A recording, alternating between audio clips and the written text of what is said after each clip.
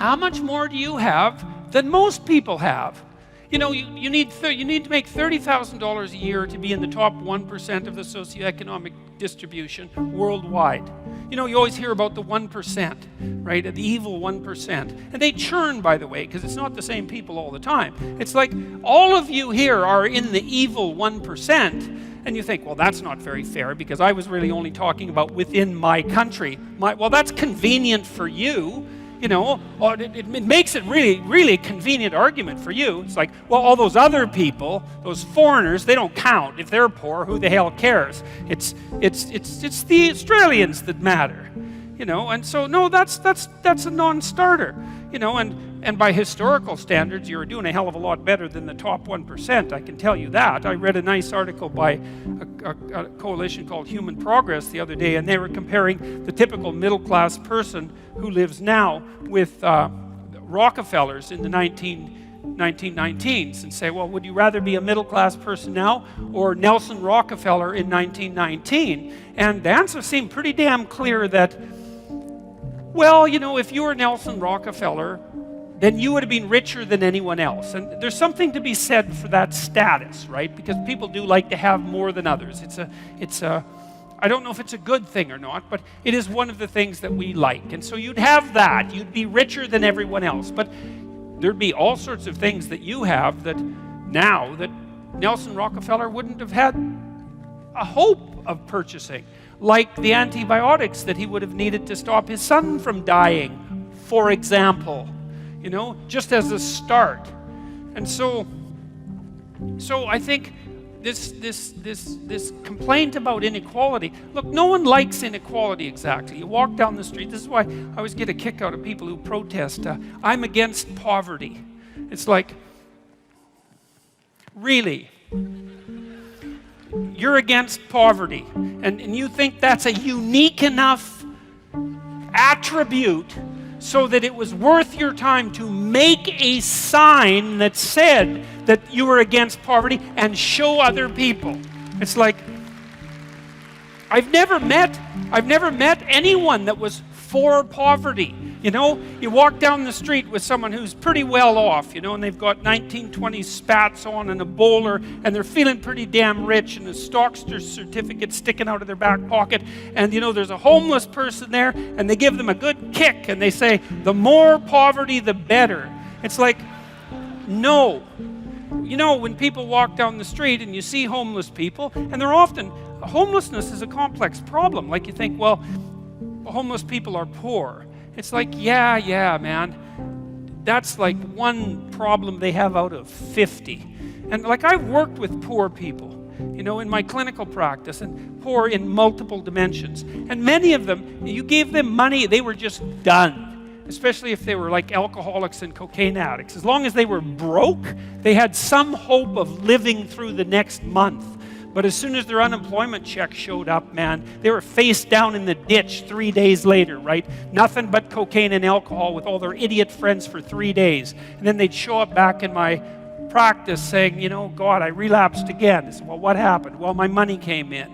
It's like, yeah, money's really going to do you a hell of a lot of good. It'll just kill you faster than poverty. Now, not that there's anything good about poverty, but it's not like these are simple problems. You walk down the street and you see someone who's been an alcoholic for 20 years and maybe they're addicted to methamphetamines as well, or maybe they're schizophrenic. It's like, it isn't unequal distribution of monetary resources that is the primary cause for that problem, and it isn't going to be some sort of straightforward redistribution that's going to fix it, because it's way more complicated than that.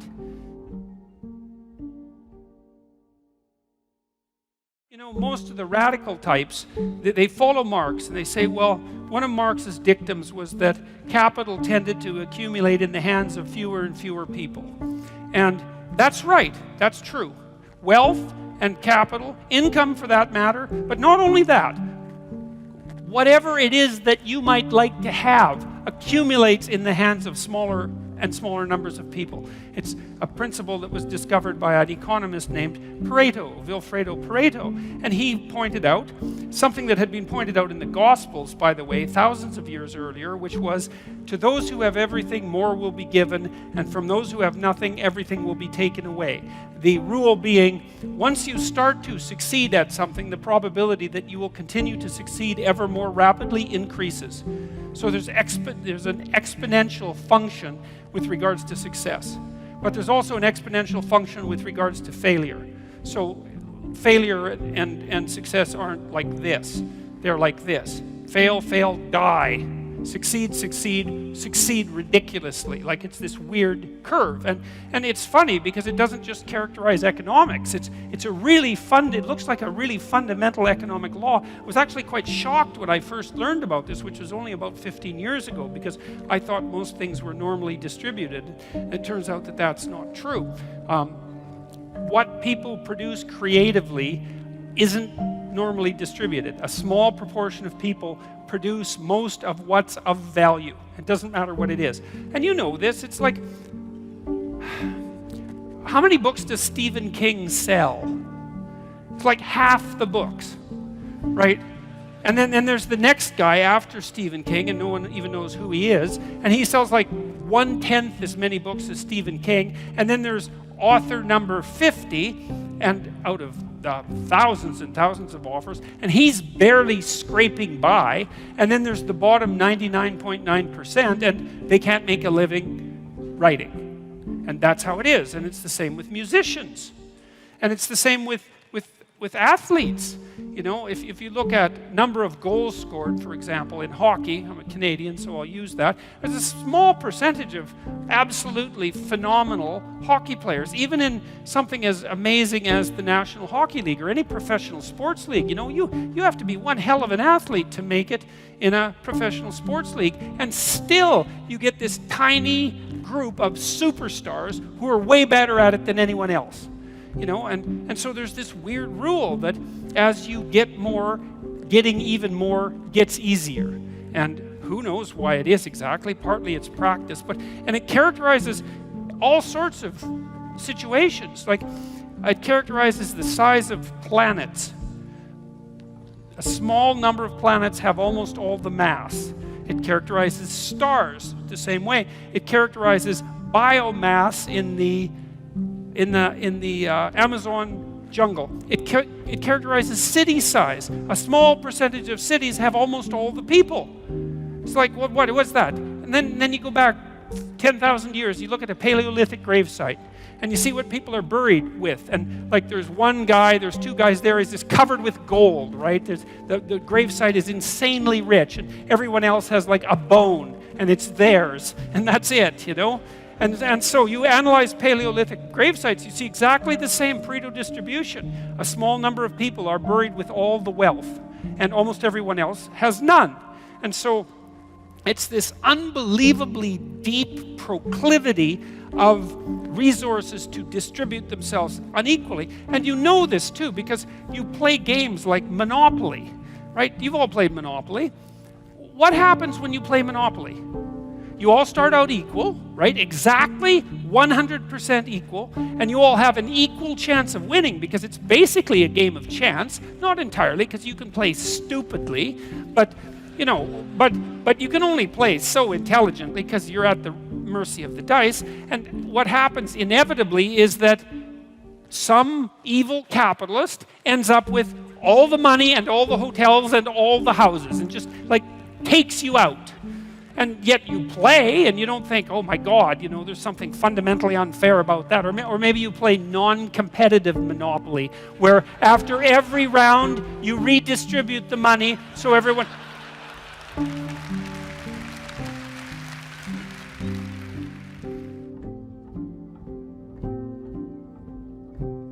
The problem with Karl Marx, as far as I'm concerned, is that he was nowhere pessimistic enough.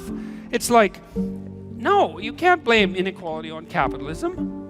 In fact, capitalism is pretty good at ameliorating inequality.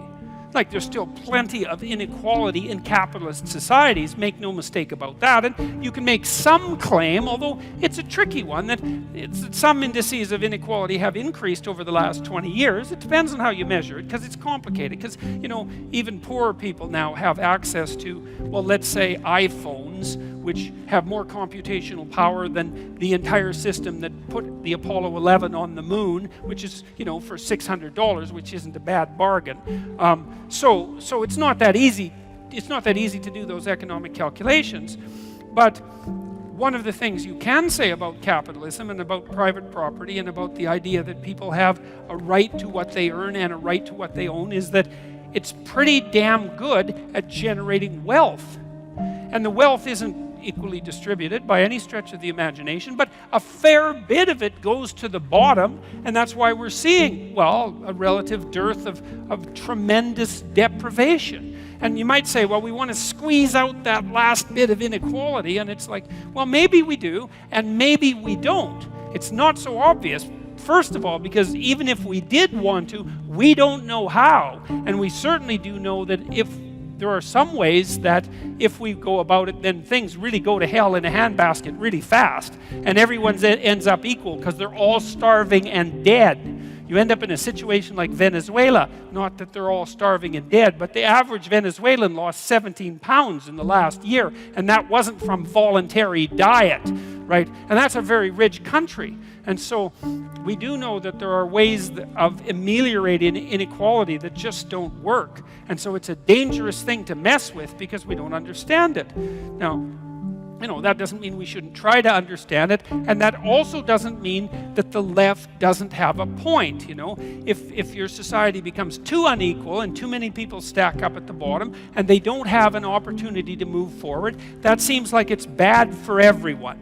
And so we could agree on that, and we could try to set up our hierarchies so that they're not too brutal for the people who end up at the bottom, right? That would be nice if we could be sensible and figure out how to do that. But I think we're not doing that bad a job of figuring out how to do it. We build infrastructure that everybody can use. We have universal education systems and so on, and they're not perfect, but they're far from